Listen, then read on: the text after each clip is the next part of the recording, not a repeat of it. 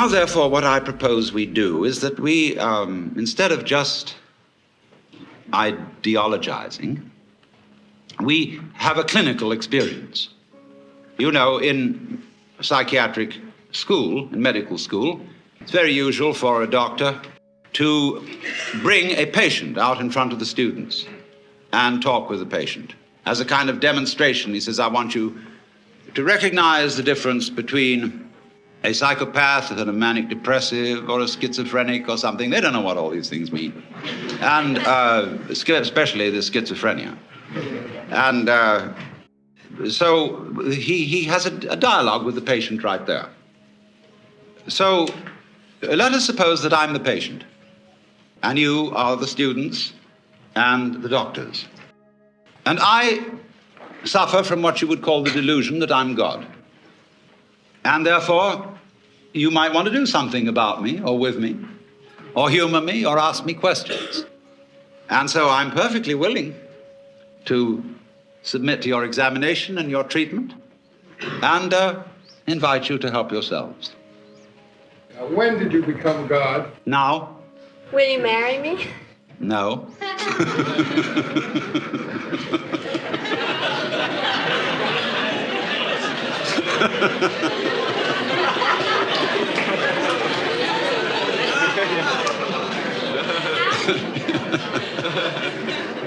Yes. God, do you sleep on your stomach or your back? Sleeping is like politics. One sleeps on the right side, and then when you're tired of that, you sleep on the left. When you're tired of that, you sleep on your back, and when you're tired of that, you sleep on your stomach. And it is thus that the world goes round.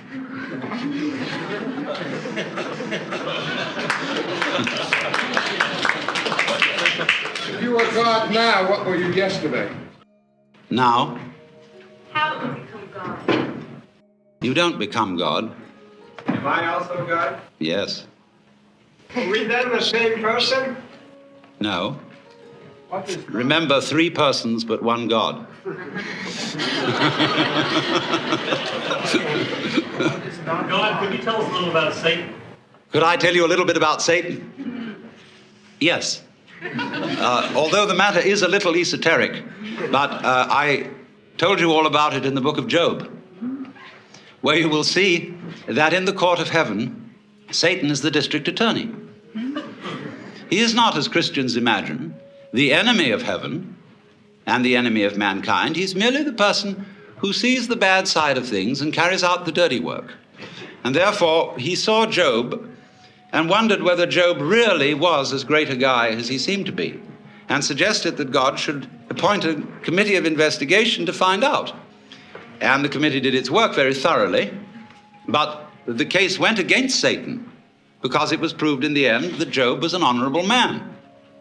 Now, you notice that although we pay the salary of the district attorney, whenever there's a great criminal case before the public eye, people begin to take the side of the underdog.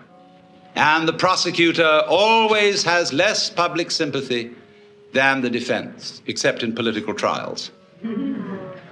On the right hand of God, and you know the defense is always on the right hand of the judge in court, is our only mediator and advocate, which is the phrase referring to Jesus Christ our Lord.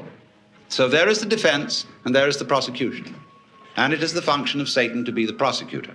There's a good deal more to it than that, because before all this started, as in a stage play, there was an arrangement in the green room before coming on stage in which certain things were understood, but that are only to be revealed when the curtain goes down at the end of the play. Is Job God too? Yes, but he doesn't know it. God, why do you hide from the sight of so many? Why do you hide? It's for the same reason you're hiding. God, did you create man Yes. as a God? Who else? Man, free will. What? Man, free will. Man has free will to the extent that he knows who he is, not otherwise. Where did you get free will from? Where I got it from. Does woman have free will too? Yes. To the extent that she knows who she is, yes. If man has free will to know just what he is, and man is God, then You're saying, then you'd say that you are no more than any God in this room, or any man. That is correct. I'm no more God than any of you. Then you only have the power to know who you are. Well, that is saying quite a bit, yes. What is not God? What is not God? There is nothing that is not God. How do you learn who you are? It's like waking up from a dream. After a while, one's experience begins to have what I would call a haven't we been here before feeling. Going round and round and round. And then you begin wondering, where am I going? And to answer that question, you have to try and find out what you want. And so I went into that very thoroughly. What do I want to happen? And of course, as soon as you ask yourself that, you begin to fantasize.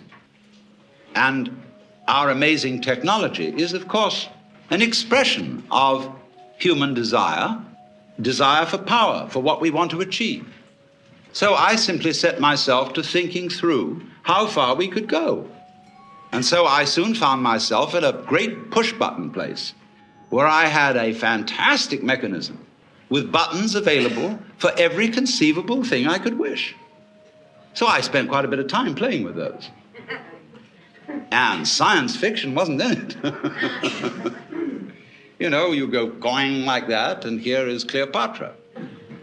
And so on, you know, and then press this button, symphonic music in 4-channel sound, 16-channel sound, anything, you know, all possible pleasures are available.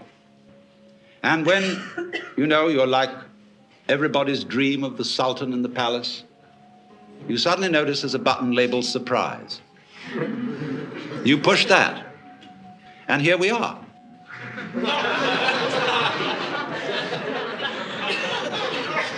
Is boredom a problem? Yes, boredom is, of course, the problem.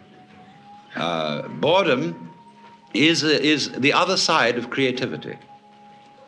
And the energy of creation has that is the yang, the yin side of that energy is called boredom. Everything, of course, is fundamentally yang and yin. If you understand that, you really don't need to understand anything else. As God, what responsibility do you feel to ameliorate evil in the world? As God, what responsibility do I feel to ameliorate evil in the world? I begin with the point that I am responsible for the way the world is. If I couldn't feel that, I'd have to blame somebody else. I'm not willing to do that because I know that under various changing circumstances, it might be appropriate for me to be as big a rascal as rascals have been. Now, as to improving the world is always improving. It may look to some people slow, but it's improving even when it is declining, because the world works in an undulatory process, like a wave. It goes up and it goes down, it goes up and it goes down. And it couldn't go up all the time, because if it did, we wouldn't know that that was up. So it goes down some of the time so that we can know when it goes up, because if we didn't know when it went up, it would be like being in a space where everything was light. There'd be nothing to write home about. There would be no black marks on the space. And so it would be like a piece of perfectly empty paper. Similarly, to be in a completely black space would also be a kind of unconsciousness with nothing to write home about, as there'd be nothing would make any difference. So therefore, if you're going to have black, you won't know that it's black unless you have some white, and if you're going to have white, you won't know that it's white unless you have some black. Why do you teach us all to love one another? Because if we get to that point, there won't be any of these ups and downs. We'll have to meditate. Correct, but that's not a teaching, it's a koan. A koan. A koan is a Japanese word for a spiritual problem used in Zen Buddhism, such as, what is the sound of one hand? And these problems are given to those who ask questions concerning their spiritual development. And sometimes, as St. Paul pointed out, commandments are given not in the expectation that they will be obeyed, but in the expectation that they will reveal something to those who hear them. That was St. Paul's comment on the whole Mosaic law. Yes, sir. What? Honey, if we accept the thesis, which I concede, that we are all God, Yes. what of the hereafter? That's all. Is there a heaven? Is there a purgatory? Is there a hell? The hereafter is, of course, now. Because if you will examine it closely, there is no when else than now. And if you want to make hell of it, you can make hell of it. If you want to make heaven of it, you can make heaven of it. Purgatory, purgatory. It's all here. Always was, always will be. Death. What is death? Death is an undulation in consciousness. How would you know you were alive unless you'd once been dead? Yes. If you realize the same way that Jesus did that you're God, why was it unnecessary for him to have material possessions and necessary for you? It wasn't unnecessary for him to have material possessions. They said of St. John the Baptist that he was an ascetic, but of Jesus, this man consorts with gluttoners and wine-bibbers and comes eating and drinking. And when the lady Mary poured precious ointment on his feet and anointed him, they said the same thing that the members of the vestry say to the minister today. Why this great expense? Couldn't it all have been sold for much money and given to the poor? But it's a problem. It is a problem, sure. But you see, in many ways, when you get down to these very deep ethical problems, where there sure is no easy decision one way or the other, you must look at the problem from the point of view of an artist. Which way of doing this is in some sense greater? It may be better to go off with a bang than with a whimper. Let me see. Are Yeah. you God all the time? I The- mean, in consciousness all the time. There is no time, my dear. It's always now. During every event in space-time.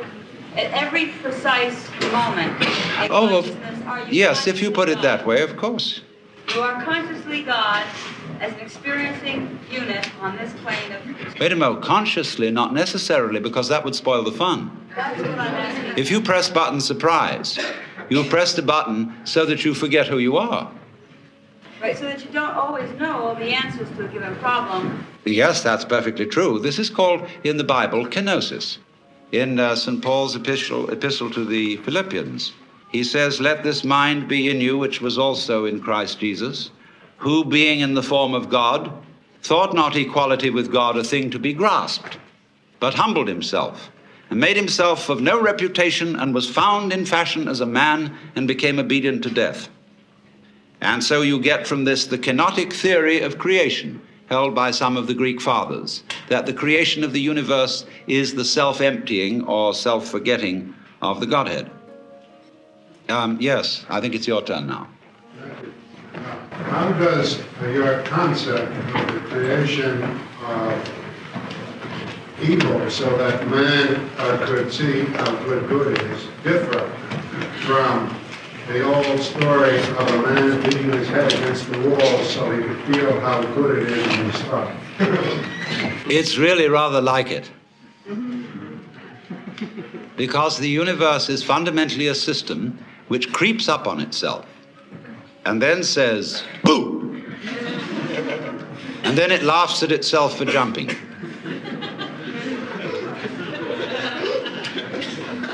And you see, every time it does it, it forgets that it did it before. So it never becomes a bore. Yes, the lady in red. Can you make yourself into a point of consciousness and travel around the cosmos, such as Dr. Lilly was speaking of last night in talking about Satori? Yes, but it isn't necessary to travel.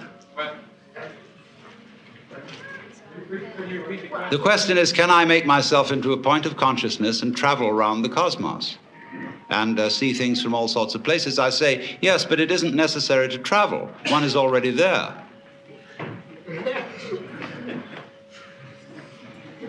In other words, I'm using your eyes where you are, like you're using mine.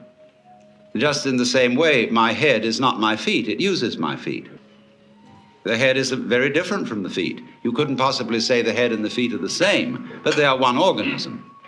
They each have a soul. Two. What do you do about the boredom?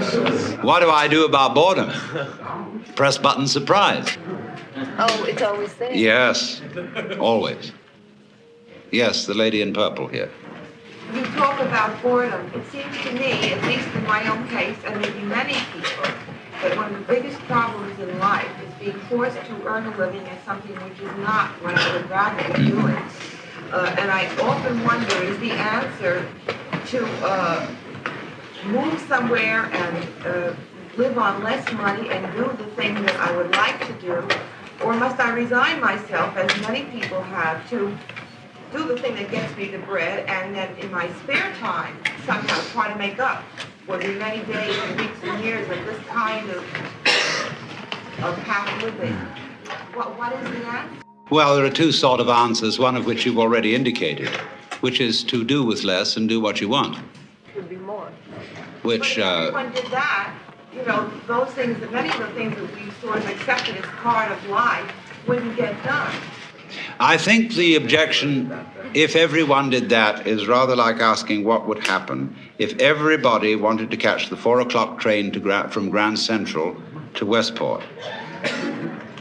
Or if all the molecules of air in this room were suddenly to congregate over in that corner. There is a bare chance that it might happen, but very low. Yes. Would you say we're going around in circles trying to eliminate evil because we never will? There might not be any evil. Yes. Never eliminate it, so we're just playing games. We are going round in circles. But you see, going round in circles, as you may have observed by looking at the sky, is what the universe is doing.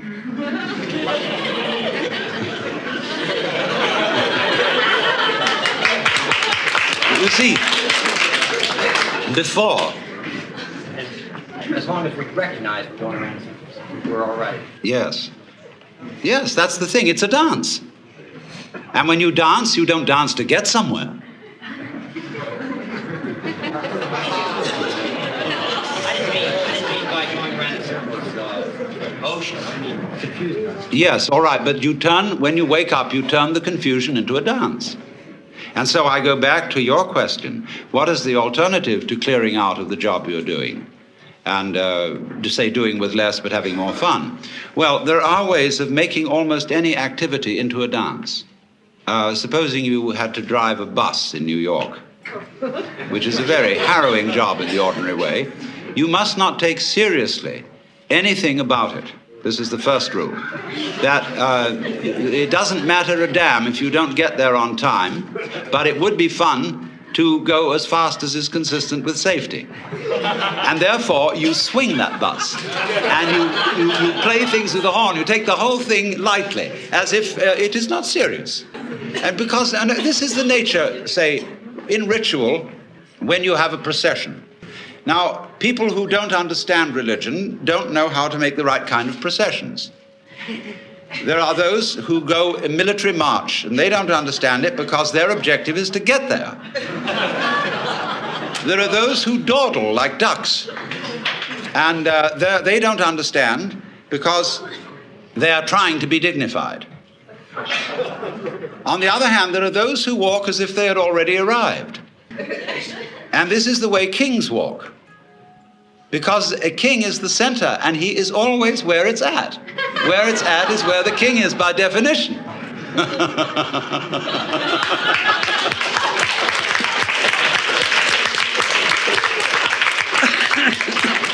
So, if you work in this way,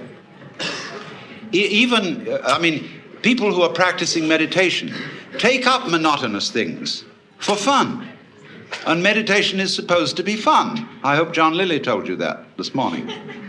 Where you say you're going to do Om Mani Padme Hum.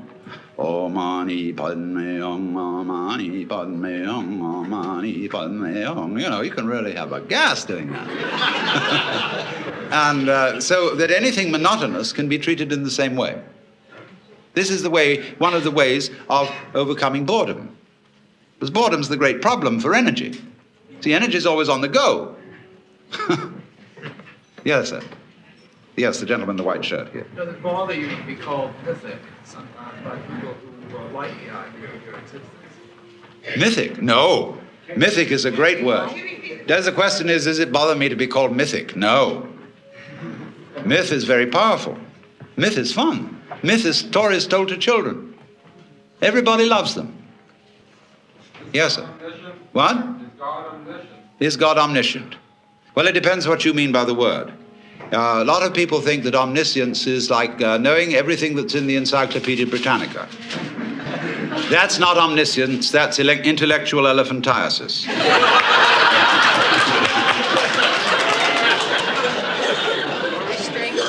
Now, you see, let me explain this question because it's always important. And when anybody announces that he or she is God, people say at once, well, will you tell us in millimeters the height of Mont Blanc? When I say, look it up in the encyclopedia, it's there. The thing is this. What we ordinarily call knowledge is the translation of life into words. And that is a very cumbersome process because if we had to translate the process into words every time we took a breath, we'd never get around to it. It takes so long to describe and think through the whole physiology of breath. Therefore, we do it without thinking about it. And I find that I'm shining the stars in just the same way. I mean, if you want it in words, it's going to take us a long time to get through them because words are strung out in a line. Then I sense that internally we are, and we are all gods. How come as a god, since you have said that we are all gods, and therefore I am a god, how come I find such difficulties in recognizing, understanding, or finding peace and tranquility within myself? How do you, if you are God, how do you find such difficulty in finding peace and tranquility in yourself? That's because you're looking for it away from the place in which you are. You are seeking it apart from the experience which you have at this moment. And you are regarding that experience and saying, that's pretty lousy, I'd like something better than that. But the trouble with that is that it splits you in two pieces. And once you're split in two pieces, you're lost. Because you've made a difference between the experience you are now having on the one hand and yourself who is having it on the other. And you wish you could get away from that experience. Now, the truth of the matter is you can't, because you are what you experience. It's a myth purely that there is some sort of experiencer who has the experience. You are what you know, because it is not I know something, there is simply a process called the knowing. You could say the knowing, like the world, has two poles, north and south. And so the knowing ball has the knower and the known, but only in that sense. Now, knowing changes. It changes itself. But if you try to stand outside it and change it, it'll be like standing outside your hand and trying to move your hand from outside. And so comes the difficulty. In other words, this would be the difficulty for God in the press button surprise situation, where you think you want something different from what you have. But if you do think that, you've got to ask yourself the question, what it is that you really want. This is the most fundamentally important question. And you will find, if you go into it very, very deeply, that you have it. Now, you may change your mind about it, but you do have what you want.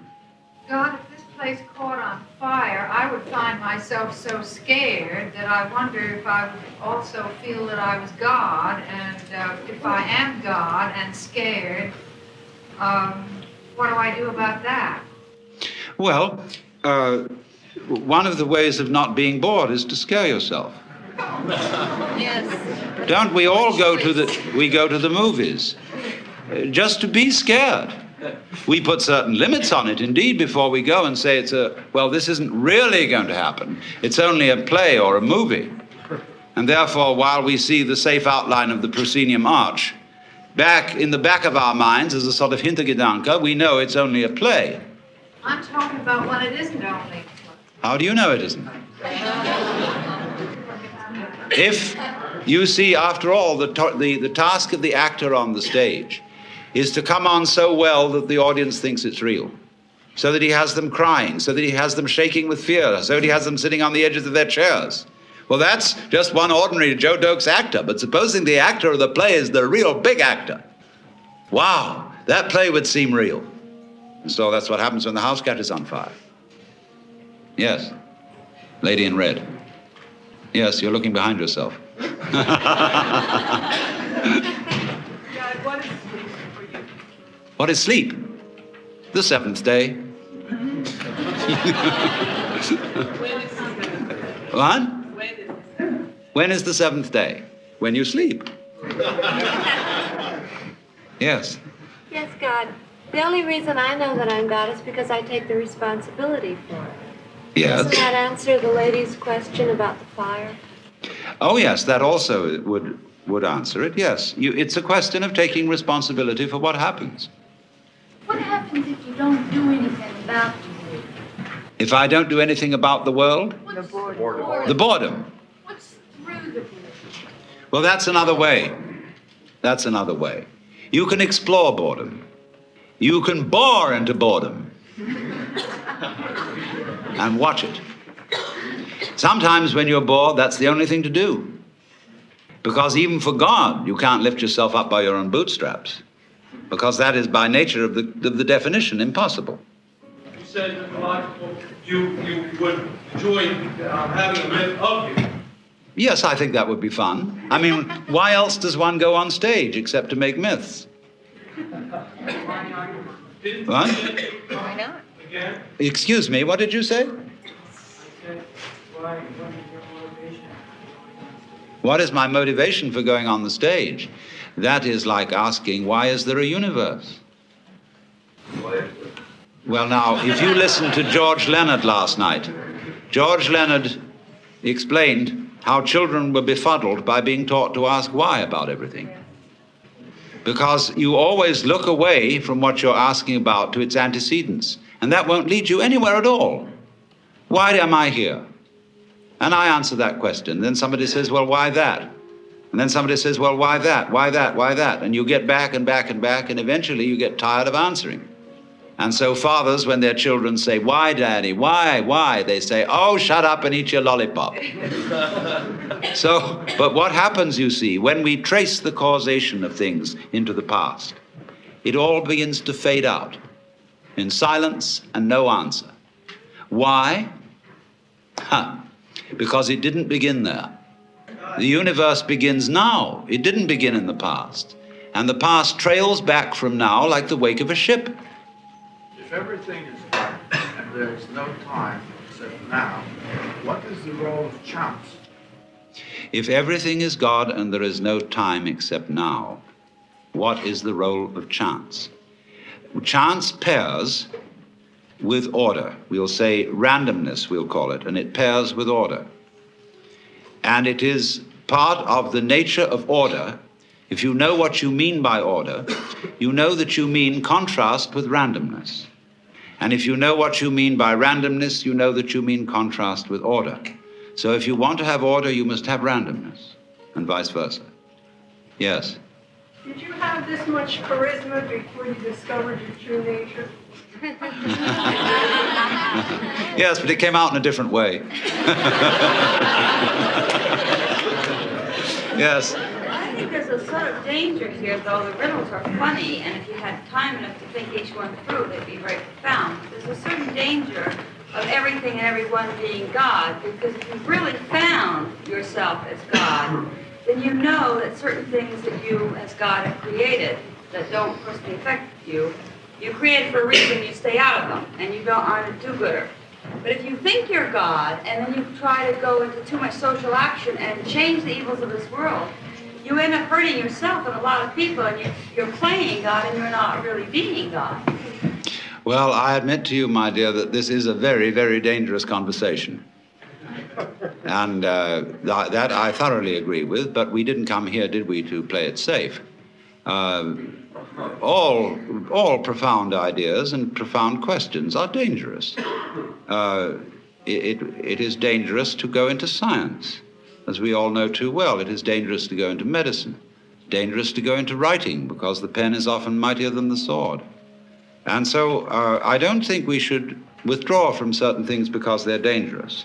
But I entirely agree with you that if I were, as it were, in the spirit of God to go about social reform, I would be failing to realize the construction of my own universe, which is that when you interfere with it, you've got to know exactly how you're interfering. Otherwise, the most amazingly unexpected things will happen. So when people ask for miracles, they don't realize what the miracles involve. I mean, if I turned the microphone into a rabbit, it's altogether possible that you might drop dead, because those events might be connected. Did you ever study with Carl Jung? Did I ever study with Carl Jung? Work with him? I didn't study with him. I knew him, and I read a lot of his writings. Yes. What's the notion of watching yourself, like watching your boredom, or being aware of yourself, imply that there's a separation somewhere? It does in a way, yes. And it depends how you're watching. There is a very interesting thing that comes up in this respect with regard to the Bhagavad Gita and to the Yoga Sutra, where they talk about the witness. There is, as it were, behind our ordinary self with its emotions and involvements, a witness self that does nothing more than perceive what happens. And this is the Atman, or the Purusha, which is not involved. And some of you, no doubt, especially in times of crisis, have suddenly discovered this sort of witness center behind everything that just isn't involved. Most terrible things can be going on, but the witness is impassive. Now, when we go into these states, we've got to be very careful of our descriptive language, because the descriptive language makes the witness seem something apart from what is happening in such a way that if we want to become really sort of schizzy and catatonic about things, we can always be withdrawn and go in and identify ourselves with a solitary and uninvolved witness who is merely a hangout for the ego, as when the police raid a house in which there are burglars. And the burglars know they'll be caught if they're on the ground floor, so they go up to the first floor. So then the police come up to the first floor, they're up to the second, finally they get to the roof, where the open sky and the infinite. And in this way, this was why the Buddha did not teach about the Atman, the real self within us, because he knew people would use the real self as a hideout for the ego. And so when, say, Krishnamurti tries to explain this, he doesn't talk about the witness. He talks about awareness, and people say to him, but who is aware? What is aware? And he seems a little sticky in his answer here, because what is the matter is that the people asking the question are bewitched by grammar. They are using a language in which it is part of the grammatical convention that the verb always have a noun subject. Now, how on earth do verbs get started by nouns? I ask you. How can a thing start a process? Surely, this was really the same problem Descartes was wrestling with when he tried to find out how spirit could influence matter or how mind could influence body. Because everybody knows that all proper ghosts walk straight through walls without disturbing the bricks. So how can the ghost in the machine, as Koestler put it, the soul in the body, how can it do anything to the body? With no connection. Two different realms. The point is, when we're talking about this awareness, what we call thought, feeling, sensation, emotion, we could say in a very clumsy way is it's aware of itself. It's the very nature. There wouldn't be sensation without awareness. You don't have to have something which is aware of it, any more than you have to have a thing called lightning, which does something called flashing. The flashing is the lightning. And so awareness is the one who's aware of it.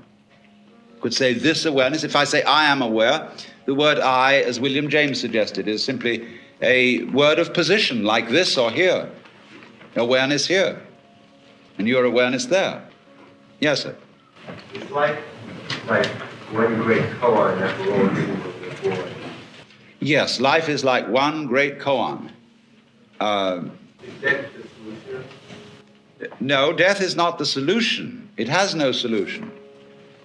Otherwise, it wouldn't happen. You see, the thing is like this. This is what is hard for Westerners especially to understand. I said, if you understand the yang and the yin, you don't need to ask any further questions. And all you I Ching buffs ought to know this by now. What is not a component of Western common sense is that nothing is something. Now that may sound a little contradictory, but I think I can explain it. We treat nothingness as if it were ineffective, as if it wasn't really important at all. And yet, when we look out at the night and we see all these stars in space, try and imagine what the heavens would look like if there weren't any space. Then obviously there wouldn't be any stars. I mean, you could think that they would all be jammed together in a lump. There are various objections to that. How would you see the edge of the lump and know it was a lump without space around it?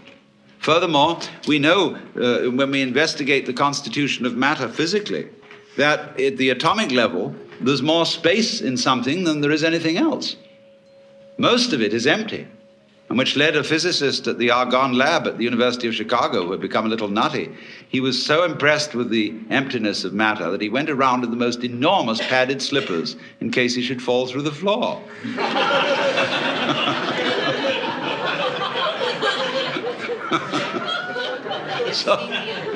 So now what the point I'm making is this. If space is essential to solid, it's perfectly obvious then that nothing is essential to something. If you can't have something without nothing, it means nothing is pretty powerful stuff. Because something comes out of it. Like that. It's a dogma of Western thought expressed in the Latin phrase, ex nihilo nihil fit. Out of nothing comes nothing. But that's not so. Out of nothing comes something. Now you would say, well, if something comes out of nothing, there must be some kind of mystery inside nothing. It must have a secret structure of some kind. I mean, there must be sort of electrical goings on. This is the trouble they have about cosmology. How could this world generate? Could it just be out of free-floating hydrogen? No, it's just a much simpler idea than that. It comes out of real solid nothing. It's so simple.